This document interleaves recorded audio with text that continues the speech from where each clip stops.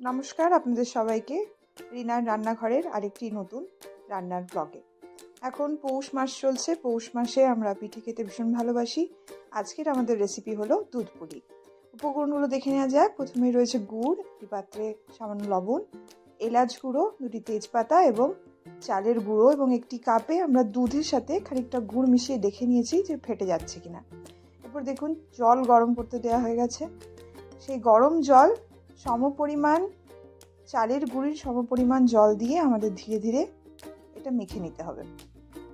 জলটা এতটাই গরম যে প্রথমে হাত দেওয়া যাচ্ছে না, তাই হাতার সাহায্যে প্রথমে একটু জলটা গুঁড়ির সাথে মিশিয়ে নিচ্ছি। দেখুন কিভাবে মিশিয়ে নিচ্ছি পুরোপুরি। এরপরে তার মধ্যে লবণ আমরা দিয়ে নিয়েছি আগেই, যতটা পরিমাণ লাগবে। এরপরে হাতে করে দেখুন আমরা আটা মাখার মতো এটাকে ঠেসে নিচ্ছি এবং একটা খুব বেশি শক্ত যেন না হয়ে যায় সেরকম ডো তৈরি করে নিচ্ছি। এবার বাজার থেকে আনা খোয়া, এই খোয়াটা আমরা পুর হিসেবে আমাদের পিঠেতে ব্যবহার করব।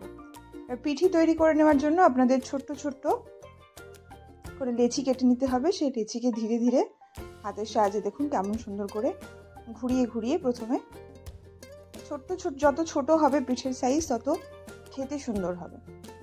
তার মধ্যে খোয়ার পরিমাণটা একটু বেশি করে দিলে এটা খেতে আরও ভালো লাগবে। এইভাবে আমরা পিঠেগুলো এক এক করে তৈরি করে নেব। পিঠে তৈরি করার সময় যেন লক্ষ্য রাখতে হবে যেন সেটা ফেটে না যায়। এইভাবে সুন্দর করে তৈরি করে নিতে হবে। হাতে যদি লেগে যায় তাহলে আপনারা একটু পাশে চালের গুঁড়ি রাখতে পারেন। সেই চালের গুঁড়ি দিয়ে দেখুন পিঠে তৈরি হয়ে গিয়েছে। ছোট্ট ছোট্ট সুন্দর, বেশ সুন্দর দেখতে হয়েছে। এরপরে 1 লিটার মতো দুধ আমরা ফুটতে দিয়েছি পাত্রে।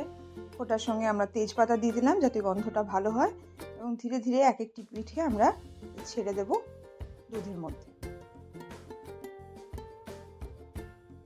এরপরে দেখুন দুধের ঘনত্বটা এবার বাড়তে লেগেছে, গাঢ়ত্ব এসে গেছে, ধীরে ধীরে দুধ গাঢ় হচ্ছে। হাতে করে চিপে আমরা দেখে নিচ্ছি যে দুধ সিদ্ধটা হয়েছে কিনা।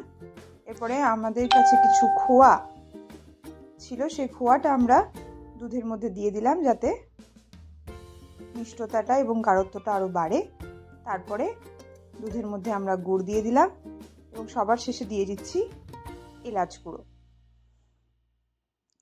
10 মিনিট মতো এই দুধটা রেখে দেওয়ার পর তারপরে আমাদের এই দুধ পুলি তৈরি হয়ে গিয়েছে। দেখুন কেমন সুন্দর কালার এসছে, খুব সুন্দর দেখতে হয়েছে। এই রান্নাটি আপনারা ঘরে তৈরি করুন এবং পছন্দ হলে সাবস্ক্রাইব করুন, লাইক করুন, শেয়ার করুন এবং অবশ্যই কমেন্ট করতে